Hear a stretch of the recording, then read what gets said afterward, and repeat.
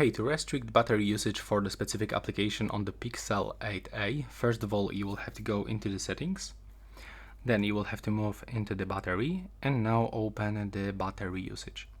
And now, as you can see in my case, the Google Play Store is actually taking a lot of battery. It actually takes 33% of my battery. So how to fix this? Just select the application and set some battery usage restriction. So currently it's actually optimized, but you can actually select restricted mode. So the restricted battery usage while in the background and app may not work as expected. Notifications may be delayed, but it will actually allow you to save some battery. And that's how we can do this for every application. But you have to know that if you actually restrict any application, like it will say that some apps cannot work properly. I mean, can work not properly. So that's all for this video. Right now, please subscribe to my channel.